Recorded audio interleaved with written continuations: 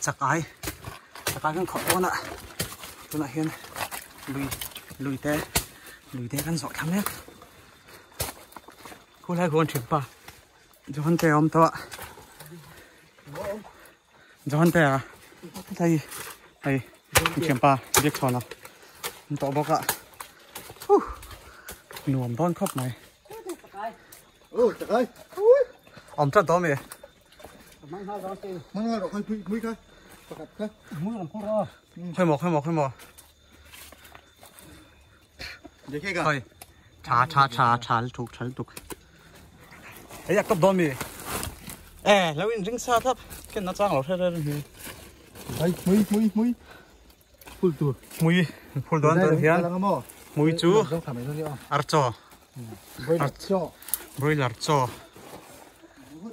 broiler cho hắn trả đòn thì bẹt mấy hắn cắt dễ lắm á hắn cắt trăng veo chết tụi nó hiền chắc ai bắt cho cần mặn tỏa tụi nó cần cần na bịa lốc khi tụi nó xâm lệ Mizoram boy ram đi boy thinh hồn khua thành ma điệu sắt ram mày nôn cốc mày ha cứ các kẻ pil thoại mày hơi lô la lọc đấy ha 1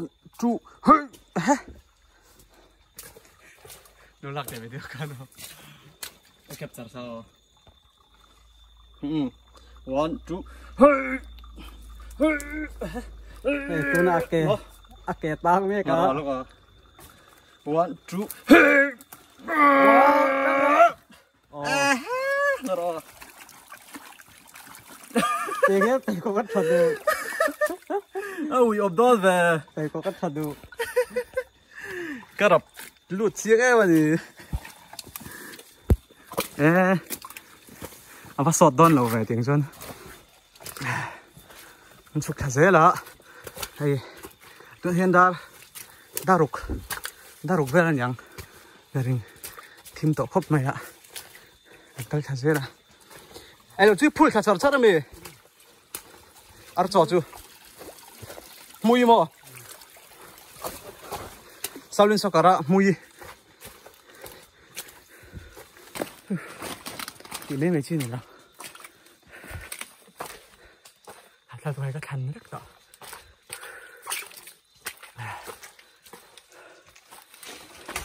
họ chắc lắm bằng tuổi bao không đó khóc mày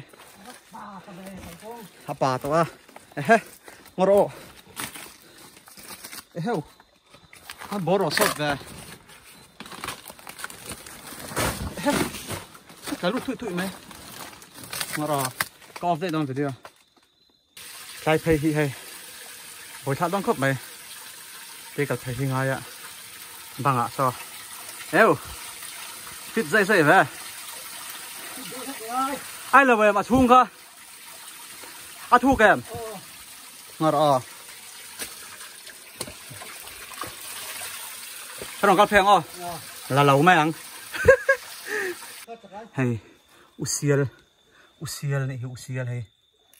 anh là nông em nông lồng mà em là bằng nhân mỏm ăn sáng nhân mà cái thật thì anh sẽ cả rạp đều cái đứt lem chân đủ lẹng là về chim la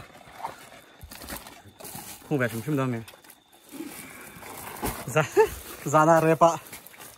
Ayo kan sao cũng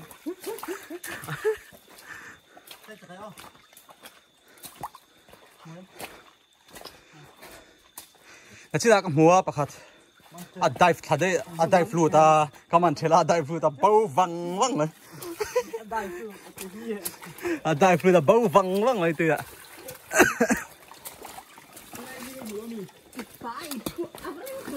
nè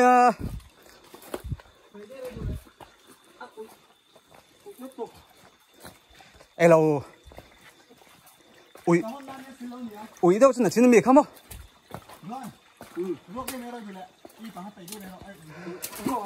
hay cần nó khơi dễ lại con nắm rất lom lờ anh bớt rồi đón hay không à ở đúng chỗ cục đây rồi kêu đón mẹ ít cần ruộng nó có ít cần thật thì là cái màu đỏ nó ngầu không to ui đậu hết cả mình sạc nó còn cần lệ dễ là ngã tôi nói hiện kem khập ai tập cho còn tới toàn phong hát sẽ đều mà hay tại tôi làm bằng cái đài ngay làm bằng cho tôi thuộc dòng suyệt lọc lọc vậy cho thôi làm mấy lâu phút rồi khăn cái thùng tao mấy cái thấy chưa hay căn tròi mẹ cả ai giáo cái mặn to xong thì chính đó em xong thì về cái mặn to tiền cho họ ăn chả thà tiền họ làm bằng ạ cái mặn chảo vàng cho hắn nào event mẹ cái tiền hay cái thiên này lace thế hay cọc thế cái in nga cái mặn lại cái con tiền lằng lẹng cái xe ngô khúc này không tuy ạ thầy tỏ lộ tới khách thì rồi tuy ạ chèn mẹ cả hay lại lùi hiệt thu khop mày à ban ập pin này ban ập pin nào khop mày ra nhưng mà con về lại ta cái chỗ đỉnh lại ta được cam tua lại thằng có thu thế là hiệt thu ta đã lùi ta anh bị lồng ghế còn mua tuy chèn hi expert bất ngờ à có thu vậy hả thu cả tập cái con chèn lại thiếm chỗ nó thầy chú nè thế này hi kurung lai nia akal te po hasa soron thei me ka chắc là hi cái lạc lộ bốc xia taka keng boxia so aran ti vetang ka ni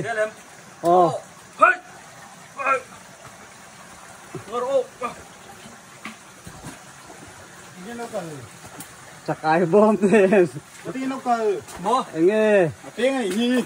bố lên để thử luôn thì có miếng cần lên hi cần lên là đón thì chú lên liền rồi ô thì có mi tiếng ai nó quan cần bố chắc ai cần dùng hay thì có miếng cần lên hi tôi ạ đi phát thì hối ô tiếng cái là cần lên là đón thì tôi nè nó đó sao ăn nó càng ngon có thêm việc chọn nào pay mấy cả anh đi chụp fit đeo hết cả nó pay liền rồi pay liền rồi đấy mà hối ô thứ nào cần lên liền hối có cái gì to mà chứ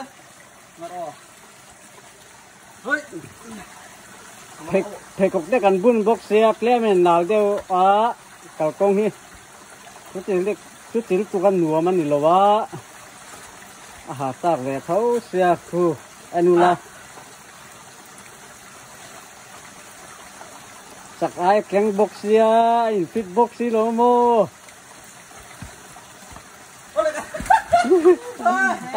ta